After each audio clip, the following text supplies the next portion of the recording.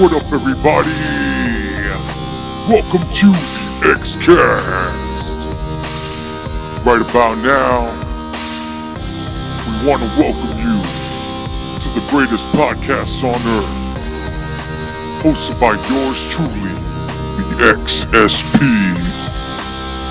I want to hear you say Xcast, Xcast, Xcast, Xcast. What's going on, everybody? Welcome to another edition of the Xcast with the XSP.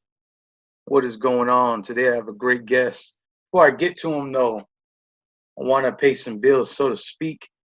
If you like podcasts, you can look at my brother's podcast on Spotify, which is called Project Restore with Jason Garcia. It's on Spotify. He has all kinds of wild stories from people he talks to, and life-changing stories. So if you like that kind of thing, go to his podcast. If you like more life-changing stories, there's a podcast called A Burning Hope with Renee Torres, good friend of mine, on Spotify as well. And so if you're looking for back issues of things that I've done, you can look up the Xcast with XSP on Spotify as well. And I have these shows, also a bunch of other shows that I've done that are just through audio. So I've been doing this for a long time, and I got a lot of back catalog that I'm slowly but surely trickling into the Spotify platform. Or if you want to check out my music, I am a recording artist. I'd like to say I'm worldwide, kind of, so to speak. You can find me anywhere on the internet. You can Google me, the XSP-Xtreme Street Preacher, and you'll find all the links to any one of my songs. Check out my Spotify, subscribe and all those things. The more streams I get, the more benefits that I get, and the more you're supporting a local artist who's trying to come up. So if you want to be a part of that kind of thing, go ahead and support. Go click the subscribe button, that kind of thing, because it does help. Not only that, but it makes me want to do more music for you guys. If you like my music, then it makes me want to do it some more. If I know that I'm reaching people, then it helps me and motivates me, especially in this time right now. Anyway, or if you just like to donate to this setup, or donate maybe to get some new equipment. I know I have a microphone stand that's broken, doesn't come up. If you want to give to that, Demon Slayer XSP at yahoo.com. On PayPal, I will put all the links in the description box. So if you want to check that out, you want to support in different ways, I'll put the links in the description. So before we get to our next guest, I want to introduce this guy.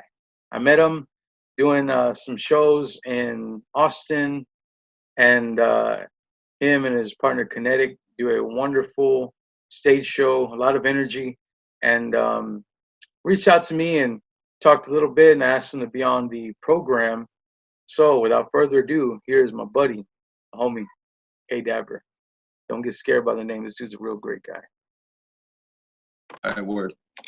All right. So right now on the Xcast with XSP, I want to welcome K Dabber. What's going on, man? Hey, what's up, brother? How you doing? Thank you for having me. I appreciate you coming on. I know that as artists, we have busy schedules, different things like that going on, but I really do appreciate you coming and joining on the show. I am very appreciative of you coming on, taking the time to hang out with me for a little bit.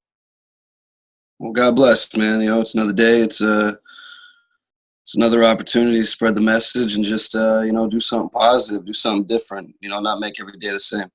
There you go, man. All right, so one of the things I like to ask everyone that comes on here, different people have different beliefs, but I want to ask, have you ever experienced anything supernatural or out of the ordinary or paranormal, like whether it be ghosts, aliens, anything like that, out of the ordinary world that we kind of live in? I'll say yes, with the caveat of I don't know what it is, you know what I'm saying? So I don't know. I think some people are so anti this, and I think some people are so pro this that they'll either deny anything, even if it's right in front of them, or they'll fight for it regardless of what it was. So I don't know. There's been I lived in a house one time. And there was just weird stuff that would happen. For instance, the dog would just start barking at the corner for no reason, thinking, you know what I mean? So I guess that, you know, you could think, or maybe sees a spider or something, who knows? But then one night, I heard something in the attic. It sounded like a little girl running in the attic, and I was like, I told my girlfriend at the time, "Hey, you know, fucking, you hear that?" And of course, I fuck around a lot, so she thought I was joking. And then like 10, 15 minutes later, it happened again. She started freaking out. So yeah, that was kind of wild. When you got the house, was there any weird history that was told to you before you entered the house? No, but there was a crawl space that um had a weird. I don't know how to explain it. It was like a crawl space. You could almost tell bodies were in at one point in time. But nah, there was no history that I was told of. But ironically, um, it was a full house for like $900 a month. So I guess there's a reason why it was so cheap. That had some history going on. So man, when I first seen you guys in Austin, it was you and Kinetic in Austin. I noticed you guys had a lot of energy on stage. I believe it was I think you guys were touring with either Scum or one of those guys, one of the underground, you know, kings. You know what I mean? Uh, one thing I noticed was you have a lot of energy. You guys as a team. Um, you know, what motivates you when you get on stage? Um, well, I guess like the cliche answer would be, you know, make your current fans happy and make new fans. But I feel like that's kind of like a narcissistic way to say it. What I mean by that is, yeah, you're there to do said act. But I think what probably uh, I'm there. So whether it's in my state, I'm an hour away from my house, or whether I'm in Austin, Texas, and I'm on the road for another 3 weeks, I guess the reality is I'm there. So, you know, why be half-assed at anything? Why be second best at anything? Like for 20 minutes, I'm doing this act, and on the road, I mean, that's been my thought process my entire life. If you're gonna fucking do something, you just do it, and do it the best you possibly can. And I don't know what his budget is now, but I did a couple shows with Tech Nine, and I was talking to his crew, and his crew was saying that they rent like stage lights for $175,000 a year, a tour. Well, I don't have those kind of lights. You know what I'm saying? I don't have the bells and whistles. I don't have the, you know, the props, if you will. You know, we're working on that now. We're getting to a status now where some of these things are starting to trickle in. So it's like, well, what could I be better at? You know what I mean? And my thought process is, you know what I mean? Accentuate the positives, relinquish the negatives. The fucking negative is we don't have that. The positive is I'm going to outperform them. I'm going to give a better performance. So when fans see this, they have no recourse but to respect me at minimum. You can watch my set and be like, all right, it ain't really my kind of music, but you can't watch my set and be like, oh, he didn't leave it all in the fucking field. Like, leave it all in the field, man. Win, lose, or draw. Like, if there's 100 people at that show and I don't gain one new fan, that's on me. And what I mean by that is you need to be able to read a crowd. Can I stop a crowd? Can I talk to a crowd? Can I make the crowd respond? Can I psychologically bring them into my show? And, you know, we have certain bells and whistles in that aspect. So mentally, can I create the landscape that I'm trying to build? I don't know if that really answers your question, but I think that's the best way. No, it definitely does. You get into the mindset of, okay, I'm trying to win over a crowd, and that's something that I've tried to do in any crowd that I've ever played with. And I've played with a lot of horrorcore groups, and I'm not a horrorcore rapper. I maybe come with the energy of one, but that's definitely one of the things that you always try to do. Try to win somebody over with whatever you have, whether it be your energy, whether it be your the way your vocal patterns are, and what have you. You have a spot on Mondays that you do on your social media called Motivational Mondays. Can you tell us a little bit where that came from, and what are you trying to give to your audience with that? Yeah, unfortunately, I've kind of been slacking on that. I used to do it every Monday for like 3 years or something like that, and lately it's been kind of hit or miss. I guess probably because of my own motivation. But you know, those Monday motivations that you're talking about, I've had people tell me that that's made them create life choices. I've had people that have quit their job and went back to school. I've had people that have either fixed their unhealthy relationship or made it healthy or got out of it, or, you can go down the list. But I guess realistically, at the end of the day, it's like we have this device on us all the time. You know what I mean? This phone. And it's like most people hate Mondays, but why do you hate Mondays? Well, chances are you're probably doing something you don't like, so change that. But it's like to a plethora of things. So it's like, your Monday might not be going right, but I mean, you could also, you know what I mean? It could also be much worse. Do you have to walk 1.5 miles to clean water?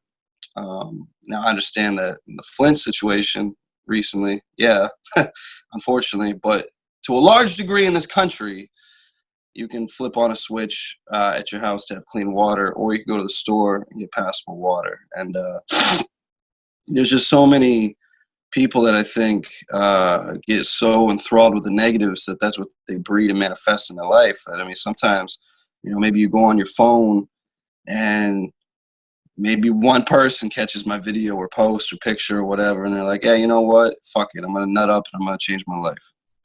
You know what I'm saying? So it's about that. That's definitely a good thing to have is motivation, especially when you can motivate other people. And I feel like you have that kind of gift to kind of get something out of somebody. I know I've seen it a few times, and which is the reason why I brought it up. It's definitely something that more artists I think should do.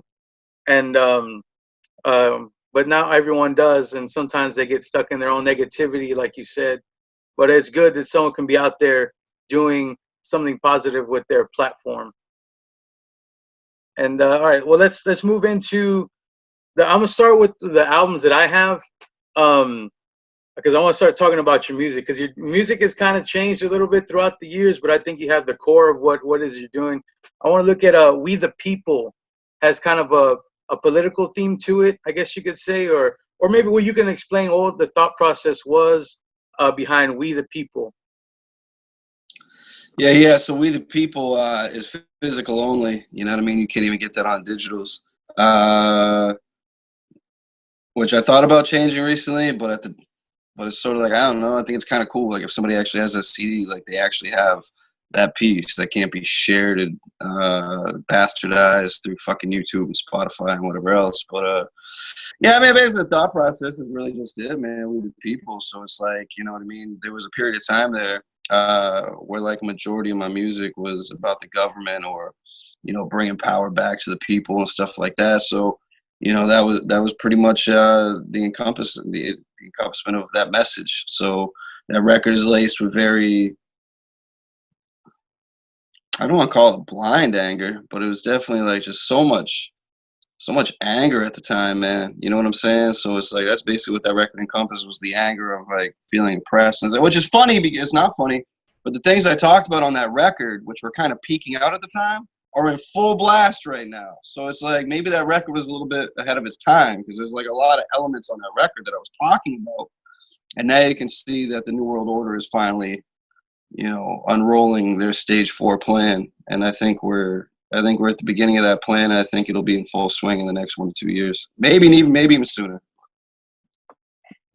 Are you one of the people who kind of sees racism everywhere in every little thing, or do you kind of have a more, I would say, more balanced view? Because I know there's some people who call racism on milk, and you know what I mean. I've seen articles where milk is racist or whatever. Or is that some of the things that you kind of touched on? I know I've listened to the album, and there's a whole bunch of different stuff. What was the main message, I guess you could say? What do you want people to see? There's a bunch of material recorded in that period of time, so I'm trying to think back to the specifics of that record. But basically, so it's like, one of the songs, the chorus says, "We the people stand in resistance," and I basically saw the unrolling of fascism. You know what I mean? The fascism in America, and we're basically rolling in. I don't know if anyone knows this, but I mean, there was thousands upon thousands of body coffins purchased approximately 8 to 10 years ago, and they were held down in Georgia fields of body coffins. And the Georgia Guidestones that I've personally been to that dictate how they're going to cut the world's population to 500 million people, one world language, the sound third. The unrolling of diseases to call the population. I mean, this is all happening right now.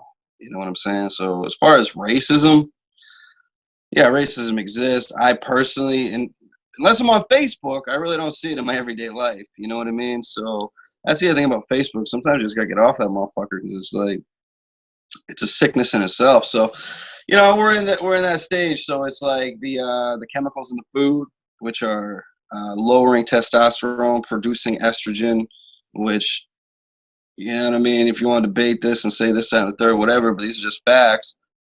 It's making men more docile. It's producing more sterilization among humans, producing cancer rates, diabetes, and things like that.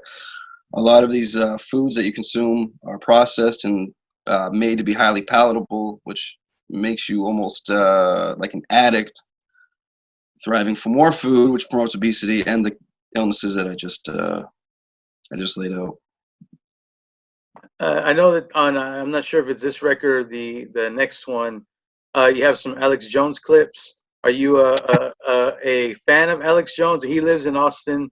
Or how did you come across this subject matter? What started you down that rabbit hole? How big is Alex Jones in Austin? He's massive, man. I mean, the dude has so much influence that he was platformed worldwide, deplatformed worldwide. So he's obviously getting in everybody's ear. You know, they totally took his channel off YouTube, and you know, they basically took him off of almost every social media platform. So, you know, he's saying something that somebody doesn't like. Yeah, I mean, he says like some shit that's against the wall. I think what happened, honestly, I think is one of two things, or one of several things. Who might have fucking know, I guess. But he was either working for the government from day one, or, you know, like a COINTELPRO, or he got bought out, or he became infatuated with the money, which makes him say outlandish shit and act a certain way. He's always been to the left. He's always been kind of a caricature, however you want to say it. But now in the last 5-6 years, it's like so ramped up, which leads me to believe he either got bought out or he became infatuated with the dollar, which happens to a lot of people. So my thoughts on him, I don't know. My thoughts are this. He says a lot of things that I believe are correct, but then he also says a bunch of off-the-wall fucking shit that you're like, you know, this is why I think you're bought out, is because you lay all these facts out and then you sum this up with this crazy banter of off-the-wall shit that's just so far from believable. It discredits everything you just said, which makes anyone that believes what you said prior to that statement a kook. You know what I'm saying? So I don't know. That's my belief on it. Yeah, he's crazy. All right, let's look at Black Angels, White Devils. Tell us about the message on that. And I would normally hold up the CD, but I've been putting all my stuff in stores lately, and the first thing I took was the CDs. But you actually handed that to me personally, and I appreciate it. Black Angels, White Devils. Can you tell us the thought process behind that album? Yeah, so it's like fun on the sense of it's kind of like a pun on like the reality of life, or the what you perceive as reality of life, but it's also like an internal pun, which is the angels are often the devils, and the devils are also the angels. So it's like when you think of a demon, you know, some people portray it as red, but a lot of demons historically through books and scriptures were black, not black in pigment, but just like, you know, black, you know, black demons. So black angels, white devils, and so it's like the white man in the fucking corporate suit, man. The people that you perceive to be the fucking angel are really the devil. So it's a little bit more lighthearted than We the People. Has a few more subject matter, you know, a few more storylines within the album. But, you know, it starts with the track America, which if no one's seen the video for it, it's up on YouTube, featuring Kinetic. We have a nice story video for that, and, you know, it kind of just it goes from that to it kind of like bleeds off from We the People to all the same concepts and topics that I talked about, and then it also brings it up kind of at the end with, like, you know, what's the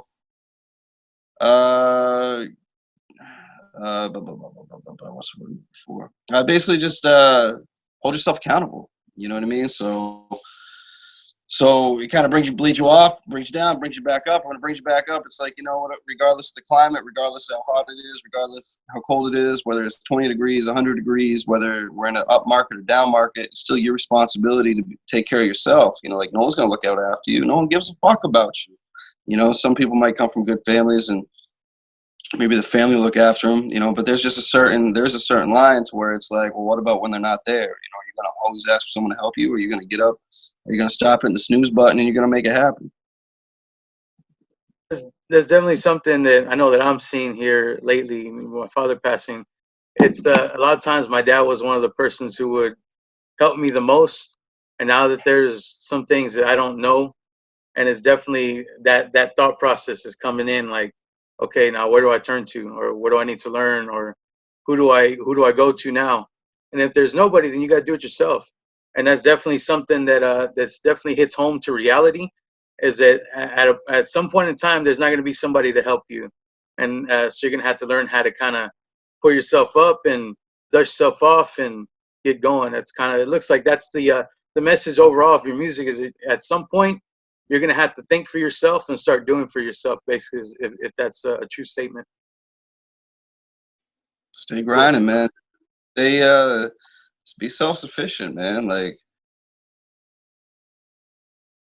I guess no one's gonna run the laps for you. You know what I mean? Like, if you gotta lose weight, like, I mean, after we get off this interview, I'm going to the gym.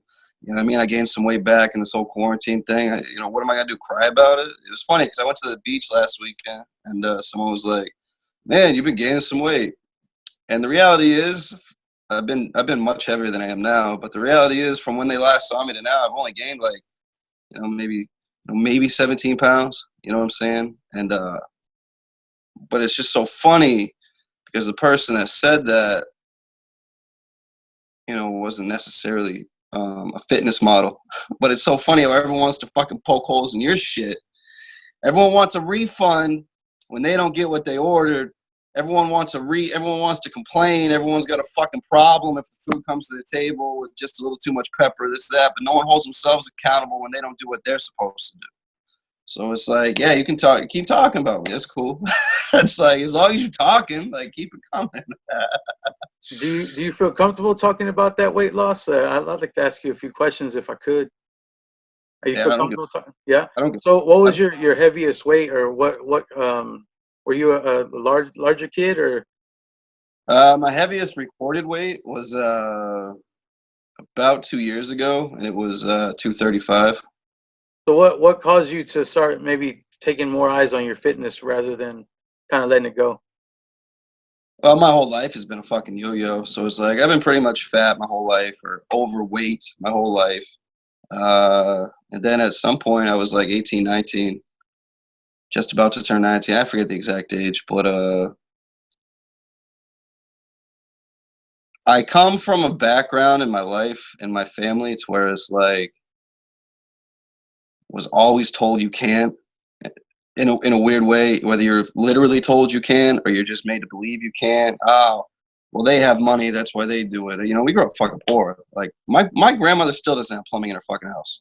You know what I'm saying? So it's like, we grew up poor. You eventually just realize, eventually it's a mindset to get out of it. So at one time I just realized, hey, fuck, I want to get in shape. So I did, you know what I mean? And then I forget how much I lost the first time. I think it was 20, 30 pounds or something. Maybe more, maybe 40 pounds. So I don't know, something like that. And then I tore my abdomen weightlifting. And then, you know, a little shortly. The other thing is, you can't feel guilty or feel bad because you go into a store to pump gas. Oh, and there's a fucking Snickers bar right in front of you. There's this, you know. So anyway, gained some weight back. And then I got really heavy. So I was 225 that time when I decided to lose weight. And I went from 225. This is back in like the Black Angels, White Devils era. I went from 225 to like 158. So I lost like 70 pounds or close to it, something like that. And that was strictly from just counting what I ate, you know what I mean? Like not eating late, this, that, and the third. Fucking insane amounts of cardio. And then, you know what I mean? Lost that weight. trickled back, and then after probably the last time I saw you, after touring in 2018, the thing is, a lot of artists lose weight on tour. I'm like the opposite because I gain weight on tour because all my vices are right in front of me. All the alcohol I can want to fucking consume, all the fucking not sleeping, the shitty drive, all the shit that you just shouldn't be doing is right in front of me on tour. So I gain weight on tour. I'm not Tech 9. I don't have a tour bus with, dietitians riding with me. So God bless him. I know I brought up Tech 9 twice, and I just say much respect to them. I'm just saying I'm not there. So there's a lot of self-sufficiency. I don't have someone looking over my shoulder. I don't have an image consultant checking up on me. So I digress. So then I got off the Rotten Robbie tour, came back, and then so I got up to 235 that time. And then around the They Don't Want No Music video, which was off of Better With Age, I think I got down to 188. So I lost like 40 pounds that time or something. So I lost weight that time from just really not drinking. I kind of did the whole fasting thing, like eat for 8 hours and then not eat for 16. And then recently I weighed myself and I was 207. That was like 2 weeks ago. And right now I'm doing a different approach. So I'm taking everything I've learned through all the times I've lost weight, and I'm compiling it to a new strategy, which is hopefully going to sustain long term. And that is just cut out the shitty carbs, the shitty, quit drinking fucking alcohol all the time. I'm trying to clean that out. Just eat better and mild cardio with heavy weightlifting. So I'm trying to compile all the things that I had this past time and probably be down in the 168, 175 range, which I think, contrary to what the fucking chart might lead you to believe, someone of my body stature, we put on some muscle, 172, 175 is fairly healthy. I don't know if that answers your question. Yeah, it's good to see that. What's up? People that watch this, like, who gives a fuck about your weight? Hey, honestly, man, if you're somebody who deals with weight, anybody's journey can help you. I mean, I know myself too. I've done almost all the things. I don't drink or anything like that, but there's like cakes or cookies or whatever the heck. It's gonna be something. Whether it's alcohol or cookies and cakes and sugar or whatever the case is, or bread in general. Anybody's tips can give advice, or anyone's tips can help anybody who's struggling with that. And I know that there's a lot of people out there struggling with that. So when you see somebody else do it, you're like, well, why can't I? I'm in a similar situation. Why can't I do it? So it does help, that's that motivation. But all right, what's up? I guess in total, again, the time that I lost the most weight, I did calorie count and I did do cardio, but I mean, I was like right on top of it. I wasn't like cheating. So I feel like that's just not sustainable. Like, what are you going to be on the road, count your calories? So right now, my approach, whatever the fuck today is, July 20th, check back to me in September. But my approach now is lift heavy weights, eat clean proteins, no sugars. For instance, I'm drinking my coffee black right now. I'm not, so we'll see. We'll see what cracks off. I already feel better. I fucking fell off this weekend. Drank some beer or whatever. But overall, in the past 2.5 weeks, I've been doing pretty good. And the thing is, what people don't understand is about the sugars is it goes right to fat because your body, it takes no energy to digest. There's no fiber, there's no fiber matrix. There's no nothing. It just goes straight to that. Well, not only are the carbs, sugars, and this and that. Well, what people don't understand is when you do that, it creates inflammation in your body. So it spikes your cortisol, and your body's consistently fighting off inflammation. So, for instance, Alzheimer's disease is about to be labeled type 3 diabetes. So the amount of inflammation your brain is under is basically destroying your neurons and fucking everything. It's just destroying your whole body, and it's destroying your everything, which is why eating healthy fats, your brain, now I'm kind of speaking out of pocket because I wasn't prepared to like recite my information, but I believe your brain eats up 25% of your energy. So your brain runs on healthy fats, you know what I mean? Like eggs, avocados, leans. Saturated fat really isn't the end of the world, contrary to what people believe, but there is a fine line. You don't want to eat a whole bunch of it. And, so it's just like a whole almonds, pistachios, those healthy fats that keep you running. Your body can run on fat. Your body doesn't necessarily need carbs. Like, that's the caveat. So you almost got to look at it that way. Well, if your body doesn't need carbs, then how good are carbs for you? So obviously some oatmeal here or there ain't bad for you. Maybe you want a sweet potato or something. But at the end of the day, if you're always just cramming down breads and shit like that, it's counterintuitive. Oh yeah, and then what happens is your cortisol spikes, and then which promotes stress, and then which actually blocks fat burning. Well, anyway, actually no, your insulin spikes, produces cortisol, and when everything comes down, it actually makes you fiending for more, and then your gut microbiome, which you're feasting on this nasty fucking sugar,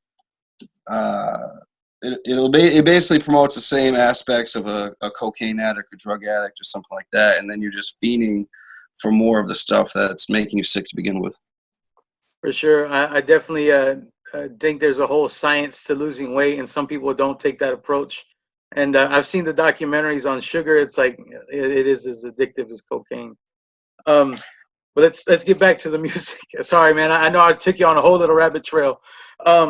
Let's get back to the music. All right, you talked about Rotten Robbie. Rotten Robbie's the next album. I know I seen you on that tour, and there was a cool little story on that stop in Austin. But we'll get to that in a minute. So what's the idea of Rotten Robbie Complex? I know that there was some controversy with one of the videos. You can start with whichever you want to start with. Let's talk about it. Yeah. So I mean, basically my style, you get the same elements. So from my first album to all my newest shit, you get similar elements. You get core elements of what I do throughout my career, which is why you can listen to all my records and know it's me. But in the same token, I think Rotten Robbie, I needed a break from that rah-rah, fuck the government, fuck this, fuck that. And I basically reinvented myself. And reinvented myself to a point where it's almost like Death by Design, Deliverance, We the People, Black Angels, White Devils. That's almost like season 1 of K-Daver, if that makes any sense. And now Rotten Robbie, you got Rotten Robbie, you got Better With Age, Just Business EP. And then moving on to my new shit that's coming out, that's almost like chapter 2, because it's like I reinvented myself to, I still do the rock stuff. I got a song, Never Been There For Me, dropped a couple months ago on a rock beat I produced. I still do that rah-rah shit, but that's a more palatable song because that's about relationships and stuff like that. So the Rotten Robbie Complex is basically like a flip to script. So instead of taking everything so seriously, you have serious topics on that record, but like in an entirety, it's more of a laid back, From the Ride Till I Die, Rotten Robbie theme, the title track. It's just kind of like, I'm gonna act grimy.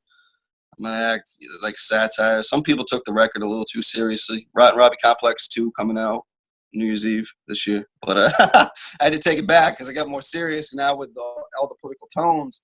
Instead of matching the energy of what's going on right now, which I'll drop songs. It's like I can't, man. It's just, let's take it back. Let's have a release. Like, why do we have to be so serious all the time?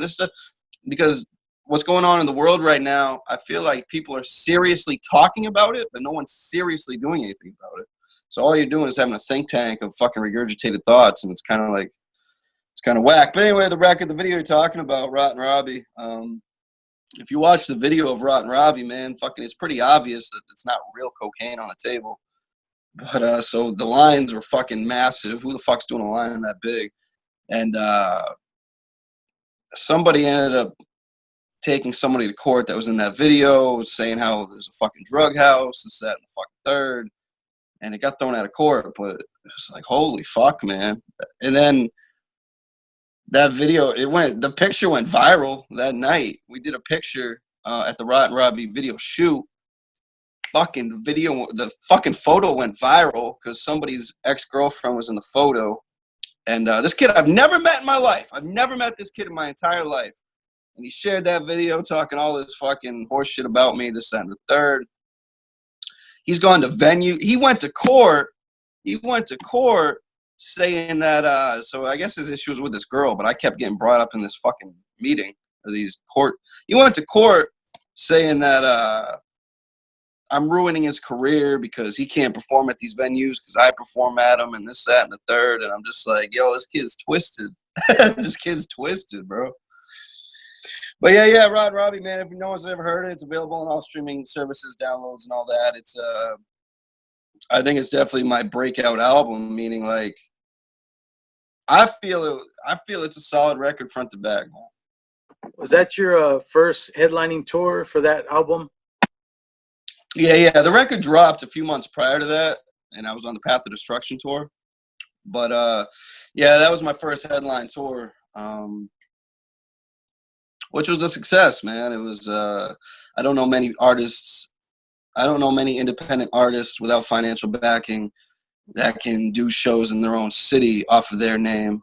I know artists that can sell tickets, and no disrespect, and we've all been there, but it's like you can sell tickets to a Tech Nine show, but can you draw 60, 70 people to your show? Tucson, Arizona on a Tuesday night, I think we had 45 people. And I think we had 80 in Phoenix, Arizona. And, there's a few other spots. St. Louis, I think we had 55 people on a weeknight. I'd have to go back and look at my numbers, but, people might listen to this like, you only did 50. Bro, let me see you do 50 people in your own city. You know what I'm saying? Like, no label, no financial backing, no PR team. I booked the tour myself. I'm the booking agent. I'm the fucking tour manager. I'm the headlining artist. I don't do this me stuff, Bob. I'm just stating facts. And so it's like 9.5 out of 10 people fucking show love for that. But then again, you have that once in a blue moon artist that wants to talk that shit. And it's like, dude, talk your shit as long as you're talking about me. But it's like, yeah, I had shows like Detroit where 2 people showed up. Okay, shit happens. I've done tour, and I'm not gonna say names because maybe they're embarrassed with what's going on, because they got a label behind them, they should be bigger. I've done tours with much larger artists than I, and there was like 18 people in the crowd. So like, I don't really give a fuck if people scoff at my numbers. These are like, I made it happen. Have you ever toured across the country, let alone off your own name? You know what I'm saying? That's one of the things that I know that from the very moment that I met you guys, is that you all have that drive to do something, and you guys have a lot of heart for other artists as well. The stop in Austin during the Rotten Robbie tour, there was a young girl with a ukulele. I'm not sure if she was confused that night, but maybe you can clear up some of that story. You remember that? The girl that had the ukulele, I guess she thought it was an open mic night or something. Yeah. Tell that story. So I guarantee you, this would have never happened. I'm not even going to drop names. This gets me in trouble a lot of times. But I guarantee you that there's a bunch of artists that would not have done what I did. And I'm not saying I'm better or worse. I'm just saying, like, we're all artists. We're all in this together. So the way I feel is this girl came out thinking it was an open mic night. I was not the promoter of the show, but at the same token, I was the headlining artist. So there is a certain element of stroke I have, I guess, if you want to put it that way. And I just told her, I was like, hey, the show's already set up, but I'll let you go on after me. Stick around. I'll let you go on after me, and I'll introduce you. So it's not like I'll get off stage and then 20 minutes later, while people are emptying out, you'll go on. I'll invite you right up. You can do it. And I believe almost every set that night, I was in the crowd at some point for every artist. I might be wrong about that. But that's the way I feel, man. We're all artists. So it's like, before my set, I typically hang in the back room for like, about a half hour or so just to clear my head. That's not any disrespect to the artists before me. That's just like a fuck, man. I need to block everything out, get myself ready. But so my set was over. I invited her up. She did her thing completely to the left of what the theme was for that night. And I wouldn't say I'm friends with her still, but we're connected on Instagram, and she seems to be doing some pretty cool stuff, and more power to her. That's awesome. Let's transition to Better with Age. What was the idea behind Better with Age? Is it a continuation of Rotten Robbie, or is it a whole different theme? Some of the vocal text, some of the elements of how I just changed my entire style bled over. I mean, obviously, but no, that record is more like I'm literally better with age. So it's like, I mean, what's Tech Nine now? 48? I don't know. I mean, I don't. Tech Nine again. Yeah.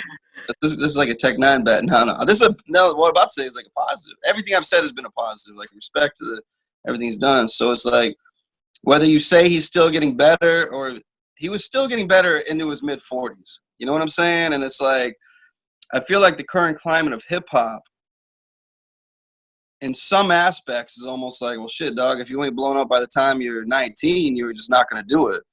And so there's like a wave of that, but I also feel like there's a wave of like people like me that are in the pocket right now. So it's like, yeah, maybe it took me until my late 20s to get where I need to go and perfect my craft, but I'm here now. You know what I'm saying? So it's like I'm better with age. Everything I do, I've learned to literally master the. Am I still getting better? Of course, but I feel like I finally mastered how to make the chorus. I finally mastered the bars. I finally mastered the live performance. I finally mastered, or in the process of the marketing, the merchandise, the level of ego, but while maintaining humility at the same time. I feel like my whole package is better with age, man. So that's pretty much what the record bleeds over into. Well, let's talk about some more recent projects. Now I've seen a couple promos of you, kind of like as if you're running for Real president. quick, just because we've dabbled.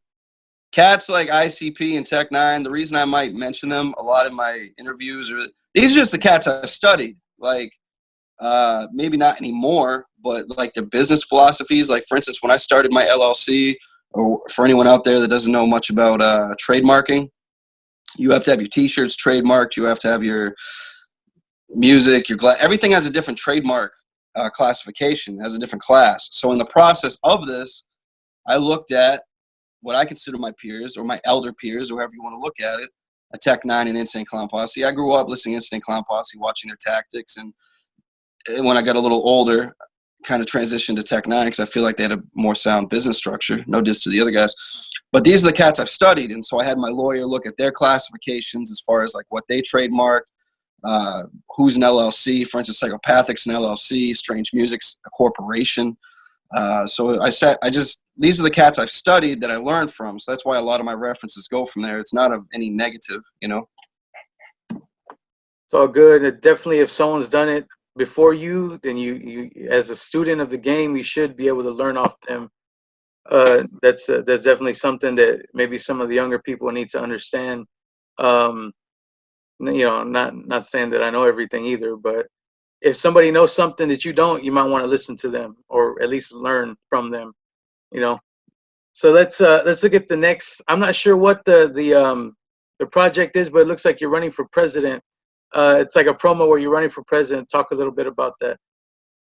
Yeah, it's not a project. It's just, you know what I mean? When I originally came up with this idea, I had no fucking... I know I just said I predicted the shit, now it's unrolling, but when I originally came up with this idea, I didn't think that this year was going to be an apocalypse with a pandemic and racial riots and this and that. So it was done in a satirical, playful way. So like when you see someone's presidential campaigns in a typical sense, it'd be like, oh, do you hate it when this happens? Well, I'm here to save the day. Well, anyway, some of these videos, I got a plethora of them out. One of the videos, I'm in the suit.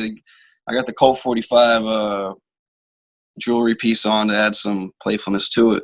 But it's literally I'm running for hip hop president. So I'm tired of shows with fucking 12 groups, 15 groups. It's like, it's just egregious. At a certain point in time, it's just fucking egregious, man. Like, if you can't pack the house with 8, enough. I mean, I remember back in the day when I was a kid going to shows, you would have like the main group and maybe like 3 opening acts that they were touring with. And maybe a local group. But now it's like, fuck, man. Put whatever name you want on it, man. It's like someone's touring. Well, they got the 3 people they're touring with, and then they have 8 locals. And like we all deserve. Actually, no, we all don't. But it's like everyone gets to start somewhere. But it's like you need 8 fucking. And here's the thing: because I know how the game works, this is what the most infuriating part of it is. Not only is it 8 groups, so you're basically watering down the whole show to the point that the average fan doesn't even come in till later because they're like, "Yo, fuck all this." The promoter loads on 8 groups, so these groups either pay on. Well, now you have a fucking hustle going on now to where it's like people pay on to go above the people selling tickets, which creates some type of fuckery. So it's like you have all these groups that don't even necessarily have a following, and a lot of times aren't really talented. And it's just like it turns into a 4-hour show of fuckery, and man, it frustrates me. I'm trying to be politically correct in my speech right now, but so I basically I say I'm putting an end to this shit. Back to the hip hop campaign. I'm putting an end to groups with 20 plus acts. I'm putting an end to people rapping over their vocals. You know, like these are my hip hop campaigns. No more ghostwriting. If you have a ghostwriter, you got to be labeled pop. You know what I mean? No more internet beefs. You gotta be able to battle with your bars or fucking deal with it in person. None of this fucking Twitter exchanging and shit like that. Like, just the shit I'm sick of. Like, I feel like you can't post anything anymore without somebody trying to be a smart ass and like on your post or whatever. And it's like, I think Mike Tyson said it best. Social media has made y'all way too comfortable disrespecting people because you're not gonna get punched in the mouth. So it's like when I was coming up, yeah, people would hate, it would happen. Like, these aren't like new developments in human nature, but what is a new development is the rate it's happening. And people are so comfortable hiding behind their phone. I feel like people live in an avatar online. I've had somebody literally tell me they were going to break my jaw and do all these things to me. And this person's about 6'7". I don't know how tough they are, but they're 6'7". And I'm not, for anyone that knows me. And it's like, I was on tour. He was right there. Way out under the smoking tent. I look up to him like, "What's up, man? How you doing?" "Oh, what's up, bro?" So it's like, you gonna break my jaw? I'm right here. This isn't Facebook. Yeah, it's one of the things that definitely is running rampant right now is the keyboard warriors, those people who call you out, and then when you see them, they're just like, "Hey, what's going on?" And their whole tone changes. It's ridiculous. And I'm not even one of those guys who tries to call people out, but I'm not no punk either. But if somebody, if someone wants to handle it, then they see me, then they have that chance. And if they don't take it, they don't take it. Whatever. So what do you want to be known for, man? When your time is up here on Earth, I'm wrapping it up here. What's something you want to be known for?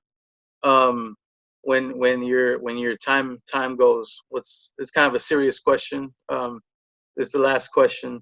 What do you want to be known for, man?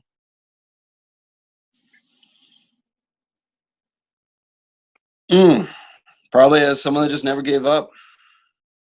So, I mean, that's just never gave up, man. I've had my days, I've had my weeks, I've had my, I've had my peaks and I've had my valleys, but at the end of the day, I never gave up. I always stuck with it. I always focused on my craft. I always worked on getting better. I always worked on new merchandise ideas, new rap techniques, new this, new that. You know what I mean? Someone that wasn't blessed with you know what I mean? I know people that, live that are my age and live with their parents. And I'm not hating, do you? I mean, as of his early 30s, I think Chris Webby did. I mean, and now he's one of the biggest independent rappers out there. Or what I view is probably one of the biggest independent. He does his thing towards the world. But I never had that luxury. So it's like I've always had to pay my own rent. I've had to always pay my own bills. I've always had to hustle, had to do my own thing. You know what I mean? I've always had to look in the face of adversity. I've been on dry tours when no one knew who the fuck I was. I've been on headlining tours. I've always made the most out of what I've had. And, I've had my bouts where maybe my ego got to me, but I've always tried to keep my head on straight and treat people with respect. You know what I mean? And there was a few years there where I was so no nonsense that maybe I came off in a certain way, but it was like, it's one thing about regret. It's like some people say, I regret this, I regret that. People walk around with regret. There's a couple things in my life I do regret, but here's what regret is. Did I know better at the time of committing said action? And if the answer is yes, then that breeds regret. But if the answer is no, then how could I change the said action? Because I didn't fucking know any better. You know what I mean? So that's probably the biggest. Oh, so that makes a lot of sense. That if you didn't know at the time, then how can you change it? But if you did, then you should have had the opportunity to do that. I want to thank you, man, for, like I said, spending this time with me. And where can people find your music, whether it be social media links or what have you? Where can people find you? Where can people connect with you? Yeah, funny story. I was just at the gym the other day, and somebody asked. They use iHeartRadio, I am, by all intents and purposes, on iHeartRadio, but for whatever reason, it didn't pop up, so I got to figure that one out. But I say that to say this. I should be on all available platforms. So the titles, the Spotify's, the YouTubes, the Google Plays, the Amazons. I know for an absolute fact I'm on all those. Touch Tunes, like if you're at a jukebox, I should be on Touch Tunes. For whatever reason, I guess in the world we live in, some things fall through the cracks, like an iHeartRadio, but I'm on Pandora, all that. Whatever. And here's the deal. I'm on everything. Instagram, TikTok, for all those musics. I'm on everything. If you go on there and do not find me,